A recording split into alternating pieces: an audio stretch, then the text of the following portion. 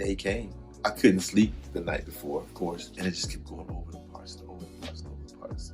I kept drinking water because I didn't want to be dehydrated. I didn't want anything to go wrong. We get to the venue, and it's a lot of people in there. I see Stacy, I see Amira, and people walking in, and all of a sudden, this guy comes in and he goes, "Hey, who is," and he says someone's name, and that person goes, "That's me." He goes, "Hey, what's going on?" He said, "I'm looking at the packet here. I see we're going to be singing together today." "Oh, yeah." And I looked at Stacy and I looked around. And he said, "Who is," Stacy was calling for the third person. And I was like, wait, bro, y'all just meeting? Yeah. Okay. Like you didn't practice on the phone or nothing? And you would have thought that I had given them some algebra question or something. And he was like, no. Man, when I tell you, my confidence started to shoot through the roof. I was more confident. I was more comfortable. I'm looking at Stacy like, they didn't rehearse. And then I started noticing other people looking at each other and trying to figure out who is who, because they realized that this guy made this big scene and I called it out. No one else wanted to say anything, but I was looking at people looking at the charge like,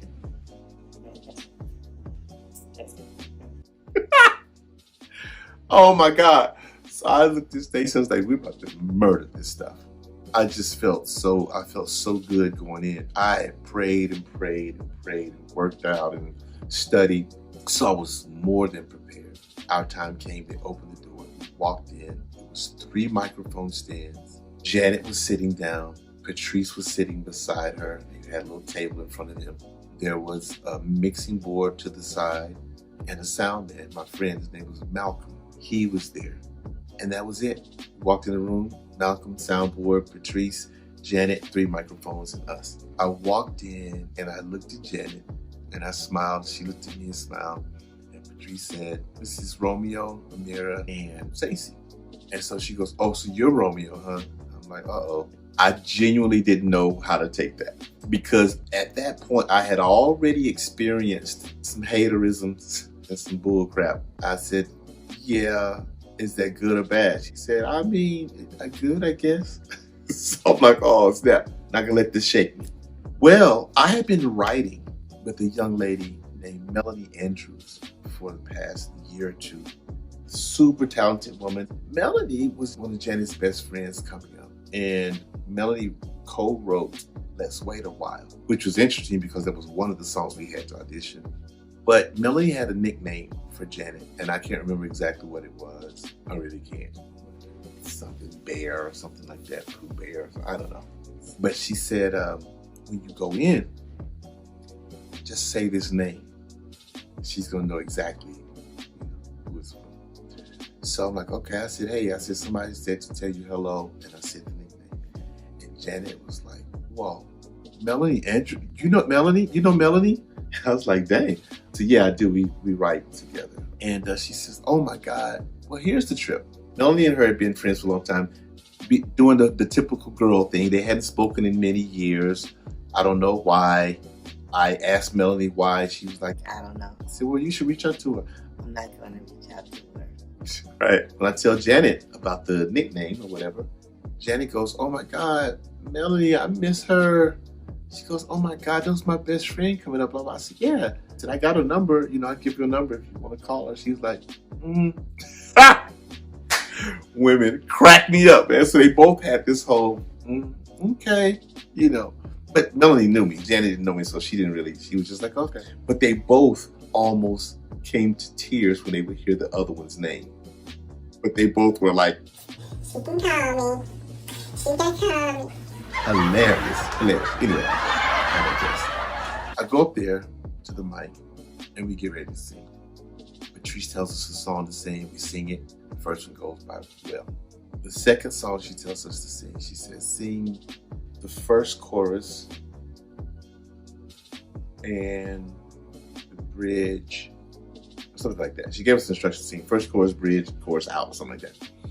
And so We started singing, blending perfectly, the three of us.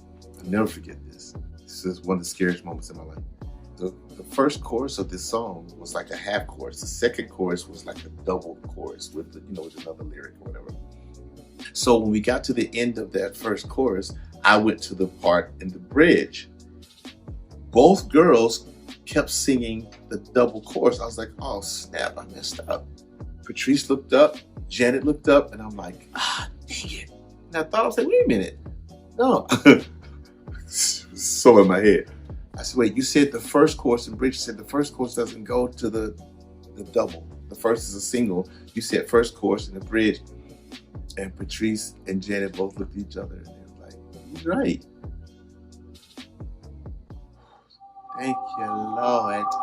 Thank you, Jesus. Oh, Lord. Thank you, Lord. I was so glad. I was like, it was cool. It was like anybody got in trouble. I just freaked out because I thought I messed up because I was the only one that didn't do what everyone else did. So I stuck out. So we move on. We go to the third song. We sound great on all three songs. And then Janet says, I have a surprise for you guys. I know this wasn't in the instructions. It's a surprise I'm just throwing at you guys. I want each of you to sing something a cappella. We weren't expecting that. Oh, I'm about to forget a really hilarious part. One of the songs that we had to do was Miss You Much. And in Miss You Much, there's an octave of the whole lead vocal. As Janet is singing, I'm literally having to sing the male octave of her whole lead through the whole song. What is that? What is Miss You Much? So she goes, shine, boom, boom, like an arrow through my heart. That's the pain I feel. So I had to go, shine, like an arrow through my heart. That's the pain I feel. All the way through the song. I had learned this thing. I learned every inflection that she did. Even when she did the, I was like, I wasn't missing 13. And I was ready. I was excited. I was like, I can sing with Janet. Even if I don't get the gig, I can say I sang with her at the audition. So I'm all excited and I'm ready. So Patrice goes, let's do Miss You Much. I'm like, cool. She says, Romeo, you got to do I said, got it. I got it. So then she says, Romeo's going to do the octave with you. So she gives Janet the mic and Janet goes, do I have to sing for him to, can you? I don't really want. Now, I don't know why I had gotten comfortable at that point. I really don't. I don't know if it's because I was just super prepared. I don't know if it was because, we had the interaction about Melanie, but I got into a place in that 20 minutes or so where I just felt myself. And not felt myself like feeling myself, but I mean like I was feeling comfortable. Janet was like, do I have to? Do I have to? And I said, I don't need her. So they both looked at me and Janet was like, I said, Patrice, I don't need her. I can do this by myself. I don't need no guy. I got this. I can do this, but I don't need you. So we just bust up laugh, right? She's like, he's funny. I said, no, seriously, I got it, right? So we do the whole song. And I did every single inflection that I remember her doing. Even all of that Michael stuff, I saw her looking like, oh my God, like he knows every breath. And we finished. That's when she said, I have a surprise for you guys. Each one of you do an acapella. Amira did a Whitney Houston. Stacy did an original. She says, okay. Last but not least, Romeo, what are you going to do? I said, would you rather hear Donny Hathaway or Luther Vandross or Marvin Gaye? Was that Marvin Gaye or Stevie Wonder? Sorry. Luther Vandross, Stevie Wonder, or Donny Hathaway. And she was like, dang, I don't know. Which one do you sound good doing? And I was like, all of them. We cracked up laughing. I don't know why I was so comfortable, but I was. And so we all started laughing. Patrice, by this time, already knew that. She already knew I was silly. So I said, I'll do Donny Hathaway. So I did a song for you. And I'll never forget when I finished, she just stared at me. And it was the most uncomfortable feeling because it wasn't a stare with a smile. It wasn't like I'm in awe or that was awesome. It was just a stare. And at that second, I felt like she was looking at me like, really? That's what it felt like. Like, really? That's what you chose? And she goes, thank you. And I'm like, dang, okay. So me and the girl started to walk out, and I'm like, did I mess up by choosing that song? I'm all in my head. And as we're walking out, I just turned back to look at the table, and I kind of saw her and Patrice talking. And I could tell that they were pleased. So I went outside and waited with the group of people, whatever. And she and Patrice came up, and she said, we're going to go over some notes that we took, and we're going to go over who we like. You guys were all great, you know, and we'll get back to you guys in a few days. And everybody was like, oh my gosh, okay. Because we've been anticipating this day for at least a month or more. But I was exhausted because I had been working out every day. I've been running every day. I've been drilling myself with these. So I was just kind of glad that it was over, and I was glad that my voice didn't crack or didn't forget a lyric or something like that. And I felt like, you know what, God, thank you. I couldn't have asked for a better audition. I think I did well. And if I don't get this, then that means that someone just did better, or it just wasn't for me. But I did. I'm happy with the audition. I go home. I'm so tired. I crashed out, and it was like afternoon. It may have been 4:30, 5 o'clock, but I got home and I crashed out. And I mean, I crashed out.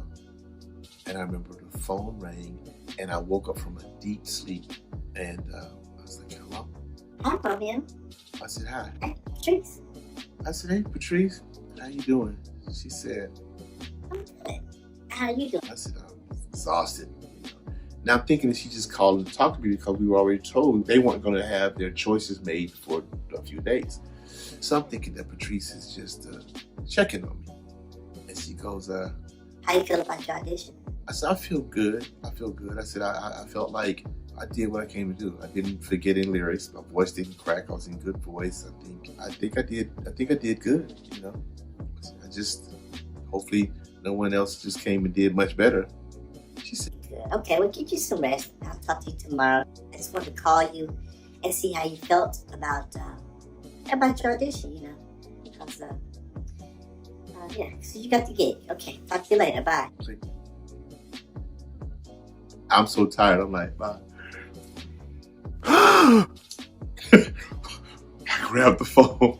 I call her back. She just answers the phone giggling. What? Don't play with me. Don't play with me. Are you serious? She said, you got the gig. She said, you, Amira, and Stacy. She said, when you guys were walking out, Janet and I were talking as you were walking out the room. And she said, that's the group to be. I think it was 2 or 3 other groups that had to come in.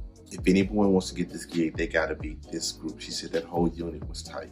So she hired myself, Amira Tatum, Stacy Campbell. That was one of the best days of my life. Definitely one of the best days of my career.